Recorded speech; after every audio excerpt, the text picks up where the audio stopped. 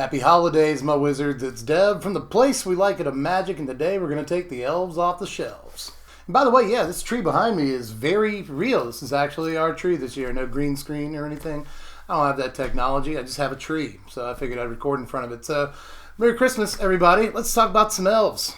Now, I've actually been workshopping this deck for a long time now, but I've been holding off on it because I figured what better time than the holiday season to talk about elves. So let's go ahead and get things started with the two most important cards in the deck, Beast Whisperer and Vanquisher's Banner. Now, Beast Whisperer is the factory foreman. When the boss hits the floor, production skyrockets. And the same is true of Vanquisher's Banner. This is a much-needed anthem effect. You know, we all know the conditions in Santa's workshop are abominable, but get him a flag, that'll boost morale. Now, the idea with both of these is once you get them out, then you can just start playing elf. Well, yeah. Now, the idea with both of these is once you get one or the other, or God forbid both out, then you can just start sort of comboing off. You know, you can just play an elf, draw an elf, play an elf, draw an elf. And again, if you have both of them out by some miracle, then you can play an elf and draw two cards. And at that point, you're just blasting through land pockets. And as long as you have the mana to keep these turns going, you can just fill your board. But of course, we got to play a whole bunch of other elves to make this work. And we are. We've got 31 total elves in the deck to make sure we can keep the ball rolling on these critical turns. But some of the most important are Marwyn the Nurturer and Elvish Clan Caller. Now, Mama Marwyn is one of the most important creatures in the deck by far because on our combo turns, and even just by herself on regular turns, but especially on combo turns, she'll just become fatter than your uncle and become the biggest creature on either side of the board. She's really important for attacking in. She gives the Elves deck a way to go tall instead of going wide, which can be important, but more importantly, a lot of the time, she also taps for a buttload of mana, which will help you keep those combo turns going. But Elvish Clan Caller is just as important. This is Anthem effects 5 through 8 for the deck. We can just make all of our elves really, really big once we have a Clan Caller and a Vanquisher's Banner or multiple Clan Callers out, which is super easy. Because once we have one out, it can just call up its relatives, get them all together for the holidays, and make sure everybody has a good time.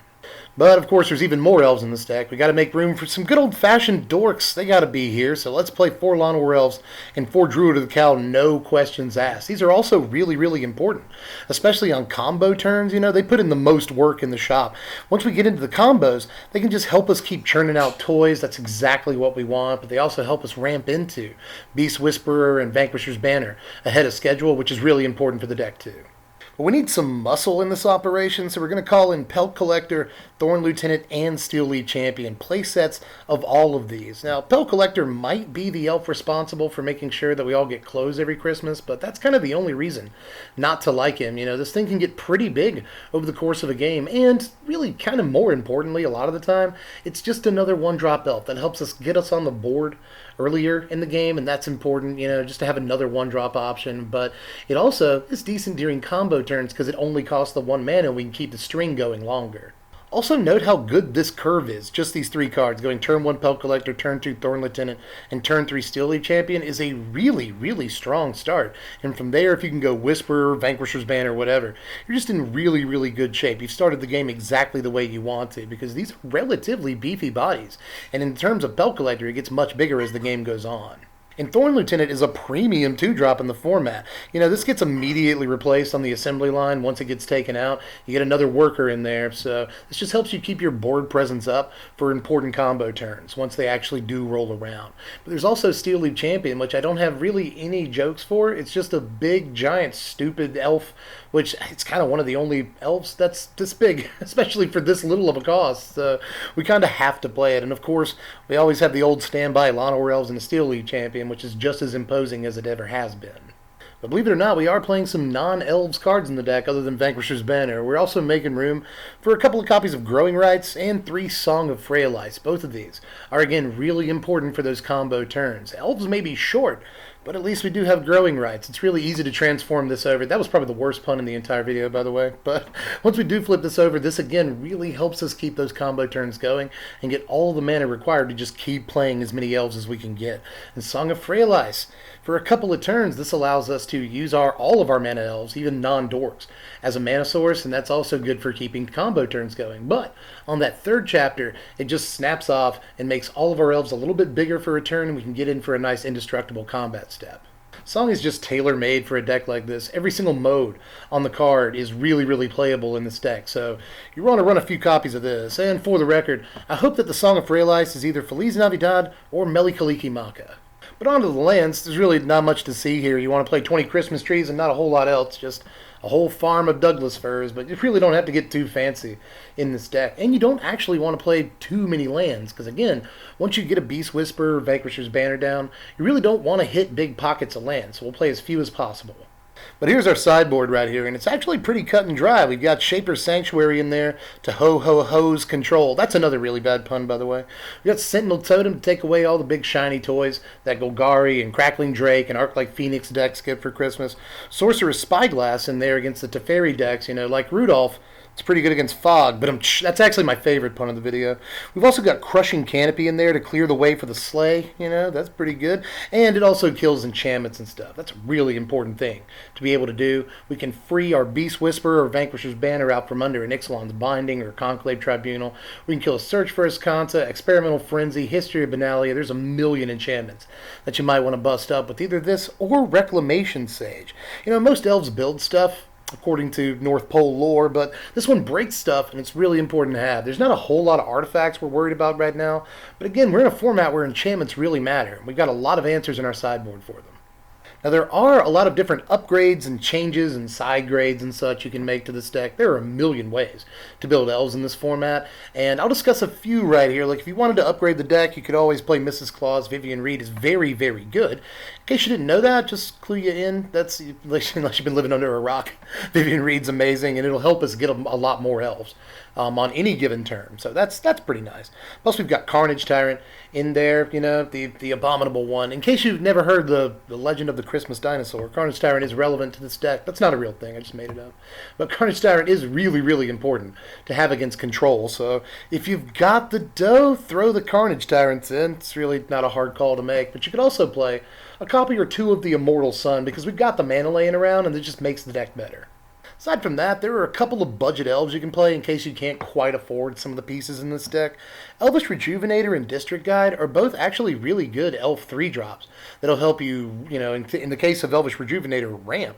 And in the case of District Guide, it'll help you just go, search your library up for a basic land. And both of these will allow you to thin your deck, which is kind of important, for once you get into those combo turns and the last thing you want to do is draw lands. So both of these are acceptable, but some non-creature spells that you might consider in the deck are a copy or two of Adventurous Impulse to, again, help get your lands, thin the deck, but also find important creatures.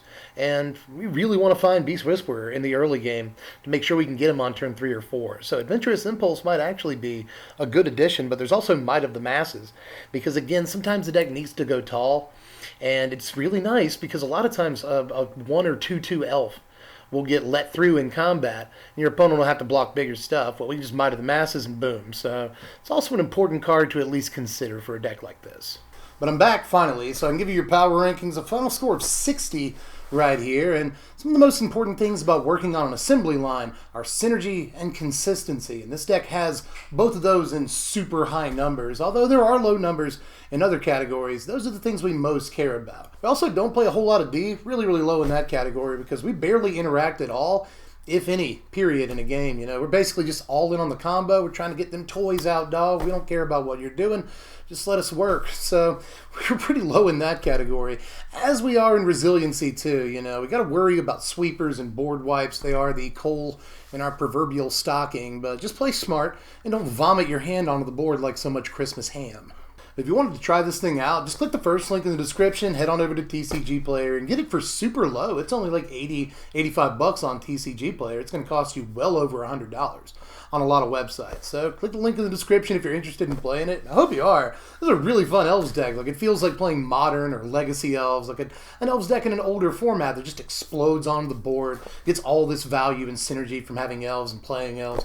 That's exactly the plan that we're on in this deck, so it feels like, another version of a very, traditional Elves deck in an older format. So it's a blast to play. And if you can actually ever get that big attack step in, it's pretty easy to win games and break stalemates. So give this thing a shot, man. It's a lot more fun than it might look, and it's pretty versatile as far as how you can build it. I've already talked about a bunch of different cards you could play in the deck just for mono green, but there's been plenty of people that have built this deck green black or green white to take advantage of, you know, Convoke and stuff like that. So this is a fun deck, and it can be built a bunch of different ways, upgraded a lot of different ways, and especially keep an eye out for what we get in Ravnica Allegiance to help a deck like this out too. So a lot of possibilities here, a lot of ways you can modify it, and it's a lot of fun, whether you're taking it up to F&M or you're just playing the stupid thing on Arena.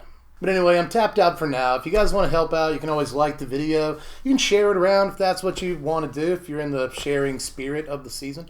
And you can follow me on Twitter at SBMTGDev or subscribe to the channel. That's always an option that you have. You want to do that because it's going to be spoiler season tomorrow sometime, I think. So if you want the newest spoilers and all that stuff, I put those out. Plus deck techs, top 10 videos, all kinds of stuff. So if you're new to the channel, what's up? I'm Dev. I hope you subscribe. Stick around. But if you really want to help out, you can also help grow the channel by just throwing $1 a month into Patreon. I know not everybody's got it, especially this time of year, but if you are one of the lucky few who do, then spend $1 on the channel. I'll let you vote on what decks and videos you want to see next, and I'll let you know what stuff's coming out 24 hours before I upload it. So help me out. That would mean a great deal to me. Even $1 really helps more than you can possibly imagine. I'm having PC issues still, you know, my computer's still really messed up. I'm trying to figure out what I'm going to do about that. So $1 would go a long way is all I'm saying. So if you could possibly help out, click the link in the description, go over to patreon.com/SBMTG. But I'm pretty sure that's all. So season's greetings, happy holidays, Merry Christmas, happy Hanukkah, happy Kwanzaa. Do all the things on the YouTube, and I hope I'll catch you guys a little bit later into the new year. I'm Dev from The Place. Thanks for watching, my wizards. Spread love and be kind.